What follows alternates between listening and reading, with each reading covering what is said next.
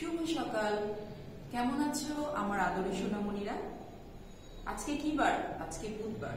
আজকে কিন্তু আমাদের বাংলা দ্বিতীয় পত্র ক্লাস আছে, তাই আমরা এখন একটি ক্লাস করতে যাচ্ছি। আমাদের বইটা আমরা একটু হাতে নিব। আমাদের বইয়ের নামটা কি সবাই জানি? শিশুপাঠ বাংলা ব্যাকরণ ও নির্মিতি, তাই না? আজকে আমরা পড়ব ধ্বনি, বর্ণ, যুক্ত বর্ণ। আমরা তিনটা একসাথে পড়বো না, কিন্তু ফার্স্টে আমরা কি পড়বো? ধ্বনি পড়বো। দেখি তো কি বলছে ধ্বনিতে। আমরা একটু মনোযোগ দিয়ে শুনবো মিসের কথা, বুঝা হয়ে যাবে, পড়া হয়ে যাবে।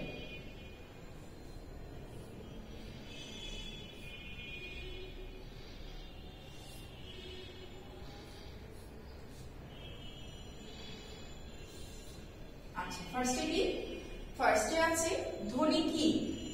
ধ্বনি কি? ধ্বনি কি বলতে পারো? আমার মনে হয় প্রথম শ্রেণীতে তোমরা পড়েছিলে ধ্বনি কি কিংবা ধ্বনি কাকে বলে। আমরা আবার একটু আলোচনা করব। ভাষার মূল উপাদান ধ্বনি। মানুষের বাকযন্ত্রের সাহায্যে উচ্চারিত ধ্বনি থেকেই ভাষার সৃষ্টি। তবে যে কোনো আওয়াজকে ধ্বনি বলা যায় না, যেমন কুকুরের ডাক, গরুর ডাক, কাকের ডাক। ব্যাকরণে শুধু মানুষের মুখ মিশ্রিত অর্থবোধক আওয়াজকেই ধ্বনি বলে।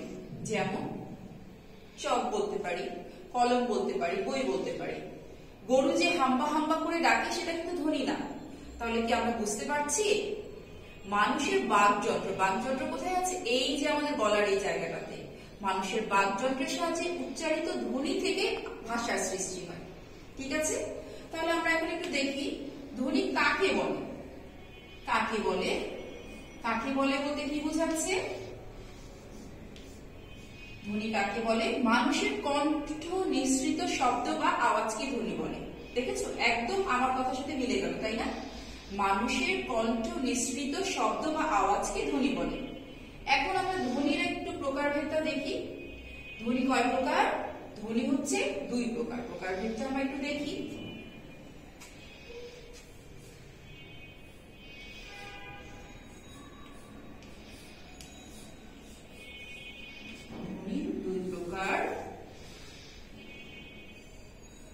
স্বরধ্বনি আর ব্যঞ্জন ধ্বনি, তাই না?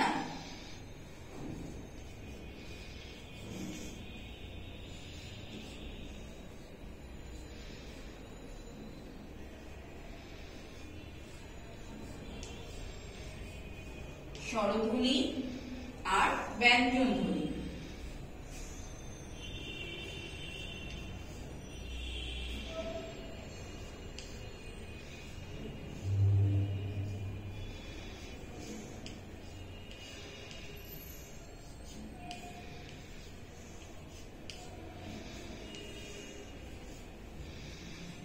এখন স্বরধ্বনি কোনগুলা বলতে পারি আমরা?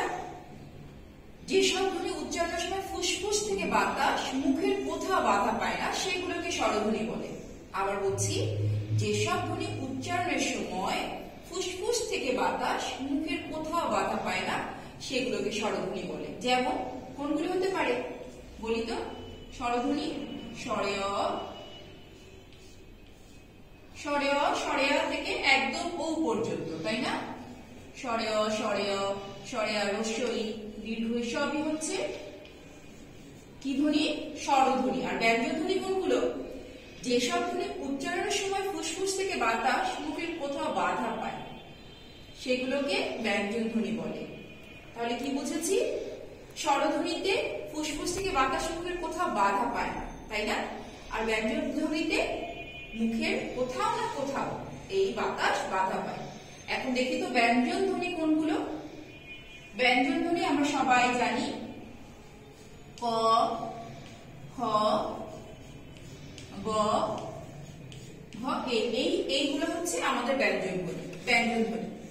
তাহলে কি আমরা বুঝতে পেরেছি আজকে ধ্বনি কি, ধ্বনি কাকে বলে, ধ্বনির প্রকারভেদ।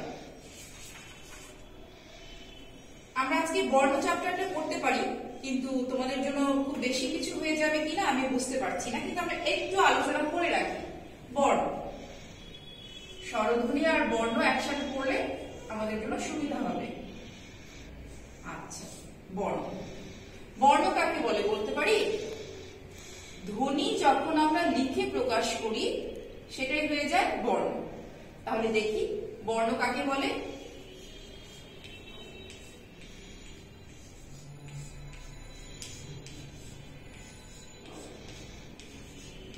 বর্ণ কাকে বলে?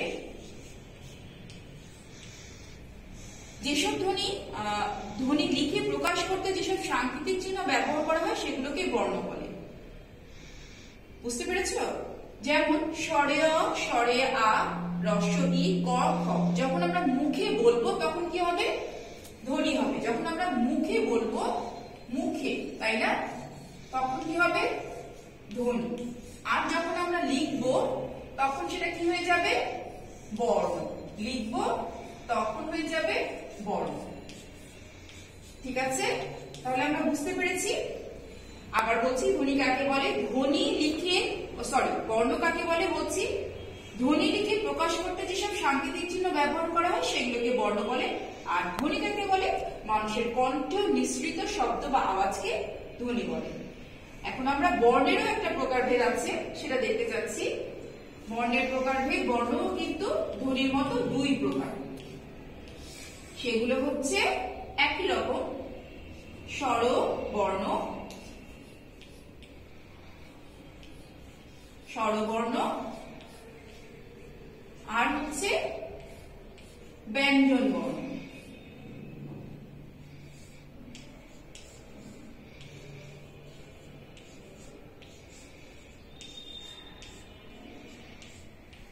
ঠিক আছে? তাহলে স্বরবর্ণ কোনগুলো হতে পারে? সেই একই রকম ধ্বনির মতো স্বরে অ, স্বরে আ, হ্রস্ব এগুলো। ঠিক আছে? আর ব্যঞ্জন বর্ণ কোনগুলো হবে? ক, খ,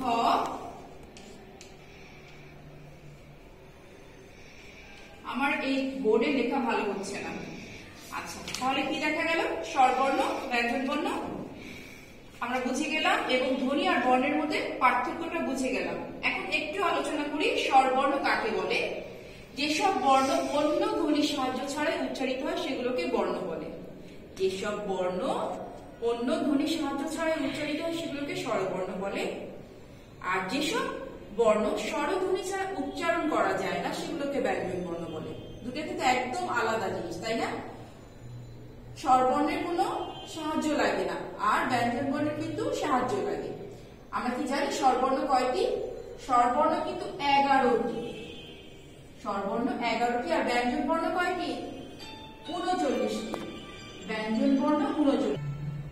আমরা কিন্তু তাহলে বুঝতে পেরেছি বর্ণ ও কিন্তু ধ্বনির মতো দুই প্রকারের, স্বরবর্ণ আর ব্যঞ্জন বর্ণ।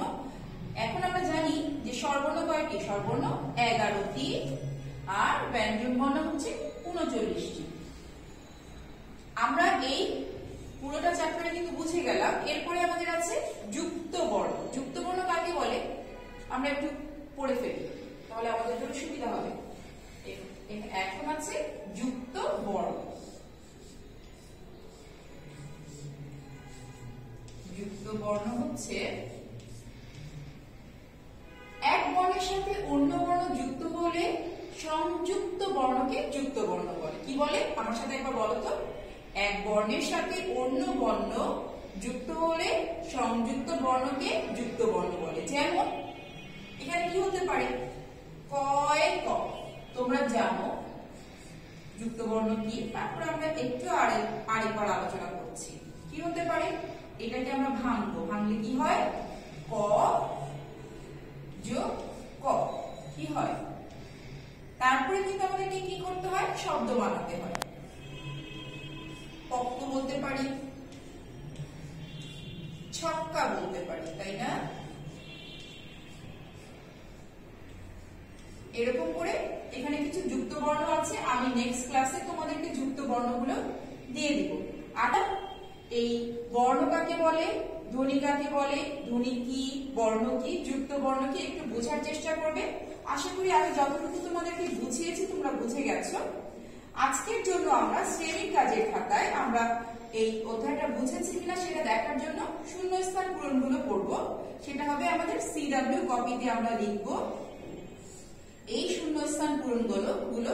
যেমন প্রথমে আছে ধ্বনি ভাষার কি হতে পারে বলতো? 1 নম্বরে কি হতে পারে? ধ্বনি ভাষার তোমাদেরকে কিন্তু বলতে হবে, কারণ তোমরা এই চ্যাপ্টারটা বুঝে গেছো। বুঝে যাওয়ার পরে কি করতে হয়? নিজেদেরকে কিন্তু উত্তর বলতে হয়। ধ্বনি ভাষার মূল উপাদান, ঠিক আছে? ধ্বনি ভাষার মূল উপাদান আমি তারপরে বলে দিচ্ছি। যে কোনো আওয়াজকে ধ্বনি বলা যায় না, বলা। 2 নম্বরে হবে বলা। তারপরে 3 নম্বরে আছে ব্যাকরণে শুধু মানুষের মুখ নিঃসৃত শব্দ বা আওয়াজকে ধ্বনি বলে। কাকে বলে? শব্দ বা আওয়াজকে ধ্বনি বলে। তারপর কি আছে? মানুষের কণ্ঠ নিঃসৃত শব্দ বা, আবার এখানে আওয়াজ কথাটাই আমাদেরকে লিখতে হবে। মানুষের ব্যাকরণে শুধু মানুষের মুখ নিঃসৃত শব্দ বা আওয়াজকে ধ্বনি বলে। আর 4 নম্বরে আছে মানুষের কণ্ঠ নিঃসৃত শব্দ বা আওয়াজকে ধ্বনি বলে। এখানে আওয়াজ লিখতে হবে।